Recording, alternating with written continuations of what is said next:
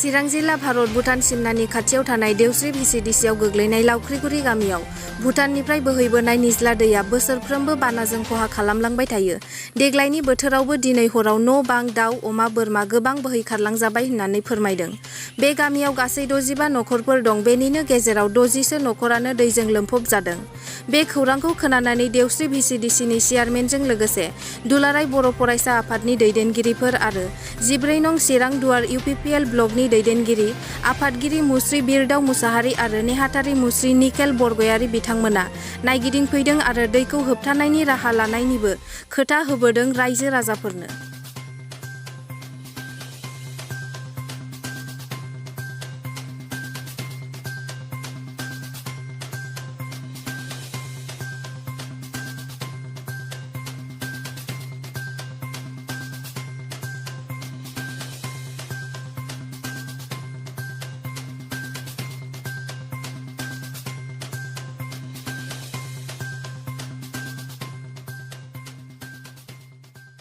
हरनि 8टायाव लोमदों। ओमफ्राय हरनि 8टायाव लोमनानै 3टासिमाव फुरा दैया न'आव हाबजोबदों। नैबे न'आव 1 इन्सि बेबादि जेरै हाब्रु दंमोन बिदि दंमोन। बेखौ दहायसो बाल्थिंजों दै लानानै सुनानै साफा खालामनाय जादों। आरो बे बानाया बयनिफ्राय देरसिन आरो बे गामियाव गासै 65 नखर। 65 नखराव बांसिन 60 नखर 60 नखरानो गोबां खहा जाबाय। जेरै दाउ, सोरनाबा अमा, सोरनाबा बोरमा, हांसो, सोरनिबा माइरं आरो सोरनिबा लेखा बायदिसिना सोमजोबनानै सोरनिबा थोरसि लथा दा बेफोर गोजौआव लांनानै खहा जादों। सरखारनिसिमथ' दासिम जेबो गैया।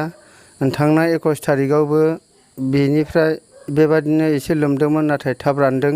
आरो बिनि सिगांबो एसे लोमबाय थाखादों। अब्लाबो जों माने हाजोनि दै माने कारेन्ट बायदि दसेनो फैयो दसेनो थाङोखाय जोङो एसेबां सरखारनिसिम माबाथ'वाखैमोन, जेबो आर'जलाइ होआखैमोन आरो रावखौबो माने सांबादिक बा रिपर्टारफोर लिंहरनाय जायाखैमोन।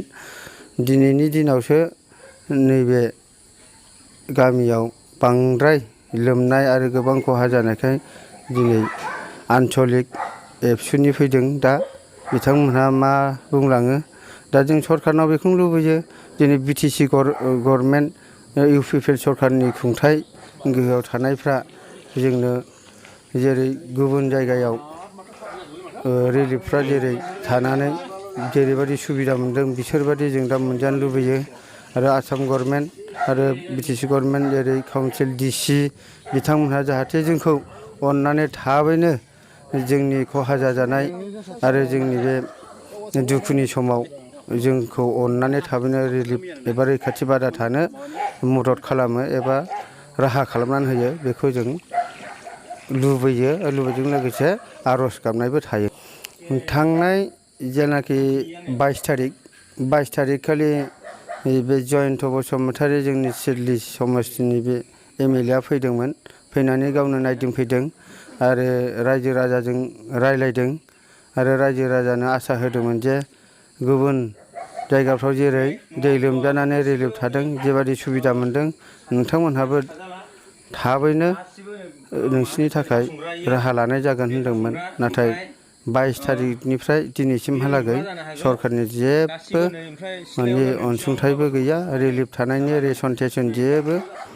गिबियाव आङो PN रादाब आरो बड'लेण्ड टक्सनि नोंथांमोननिसिम आंनि गोसो गोरबोनि साबायखर आं जासिबाय जे जों दिनैहाय 5 बोसोर 6 बोसोरनिफ्रायनो बे जोंनि देवस्रि BCDCनि सिङाव थानाय बे लावख्रिगुरि गामि, बे गामिया बेबादिनो बोसोरफ्रोमबो दैबानाजों भुगिनांबाय थानायखौ जों मोनबाय थादों। आरो देग्लायबो बे एखे जाथायानो दिनै जागासिनो दङ।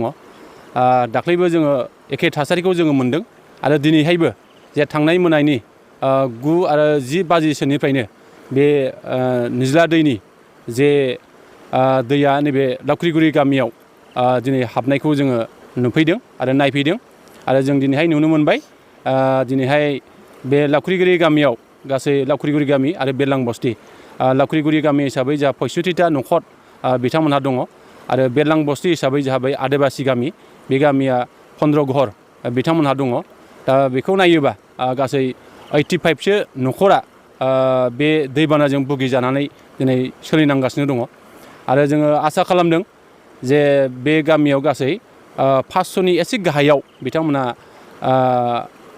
माबा हिसाबै पपुलेसन हिसाबै दङ आरो जोङो बेखौनो लुबैगोन जोङो पार्टि हिसाबै दोलो हिसाबै बेखौनो खालामनो लुबैदों दा बे जाथाया दिनैनिल' बाथ्रा नङा बिदि जाफ्लेगासिनो थानायखौ जों मोनबाय थादों दा बेनिखायनो बिनि सायाव जोंहा बिटिसि सरकारा आरो आसाम सरकारा बिनि सायाव जाहाथे मोनसे बेखौ पार्मानेन्ट सलुसन खालामनायनि मोनसे राहा लानो थाखाय जोङो खावलायगोन आरो दिनैनि बे समावहाय जाहाथे आसाम सरकार आरो बिटिसि सरकारा बे जायगानि मानसिफोरनिसिम जाहाथे थांनानै थानायनि सुबिदा आरो दिनैनि समावहाय रिलिफ होनांगौनि जाहाथे गोनांथि दङ दा बेनिखायनो आङो जोंनि सार्कोल अफिसार आरो डिसि महोदयखौ आं खावलायबाय जाहाथे बिथांमोनहा नैबे जायगायाव सार्भे खालामफैनानै भिजिट खालामफैनानै जाहाथे बे जायगानि मानसिफोरनो जाहाथे थांनानै थानायनि राहाखौ जाहाथे खालामनानै होयो बेखौथ' बे नेचारेल कालामिटिनि बाथ्रा जाहैबाय दा बेथ' नंथारैबो जानो हाया निस्सय जागोन जोङो नुबाय थादों जे थांनाय समाव बियो बांद्राय नङामोनब्लाबो थांनाय बोसोरनिफ्राय देग्लायसिम गोबां